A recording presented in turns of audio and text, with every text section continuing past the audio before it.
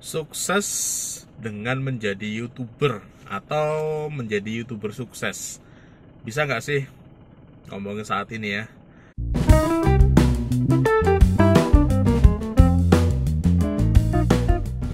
Ya jawabannya tentu saja bisa.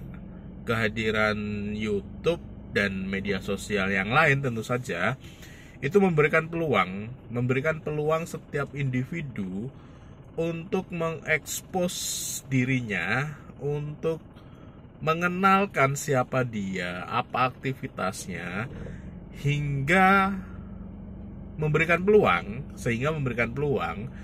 untuk orang lain kenal mereka, untuk orang lain tahu, paham, dan pada akhirnya dia punya banyak orang yang tahu, awareness lah.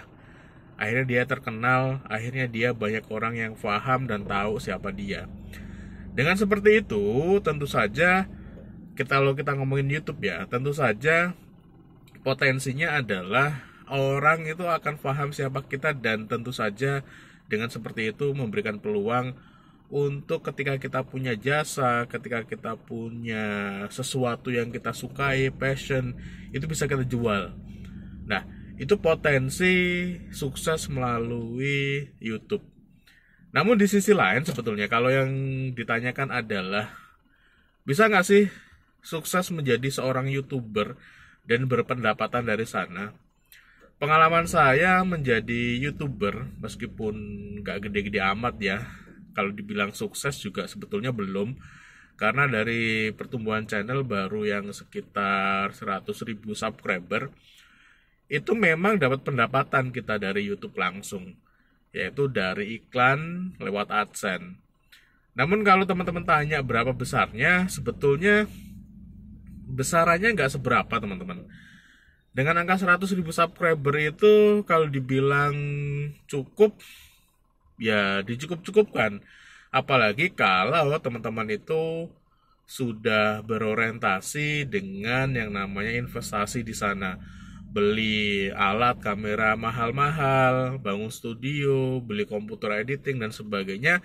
Tentu saja sebetulnya hasil pendapatannya itu masih jauh dari kata cukup. Namun di sisi lain, sukses lewat YouTube itu sebetulnya tidak harus lewat AdSense. Nah, inilah yang saya coba tanamkan ke banyak orang.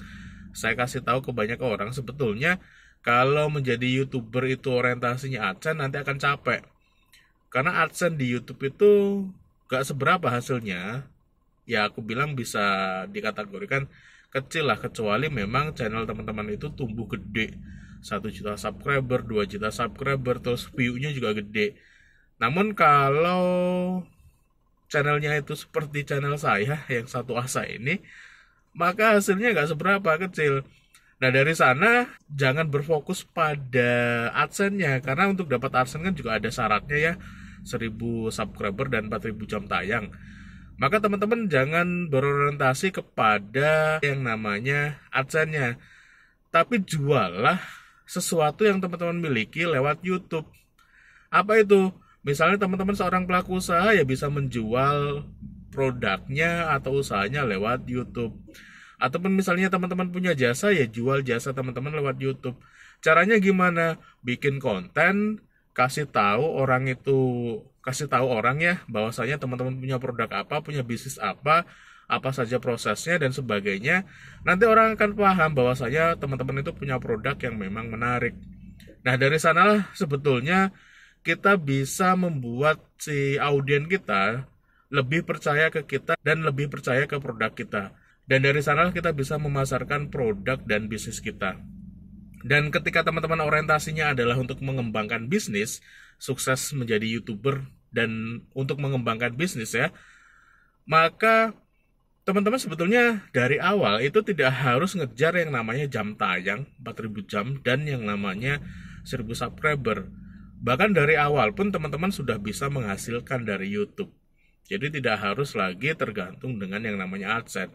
Kalaupun nanti dapat AdSense, aku pikir itu jadikanlah sebagai bonus. Bonus yang teman-teman dapatkan dari apa yang teman-teman bagikan di YouTube. Balik lagi, kalau teman-teman punya bisnis itu akan lebih powerful Tapi kalaupun misalnya teman-teman nggak punya bisnis, ya YouTube bisa menjadi sarana untuk membangun personal branding, untuk membangun siapa teman-teman, dan pada akhirnya teman-teman itu terkenal dan orang percaya ngasih kerjaan ke teman-teman.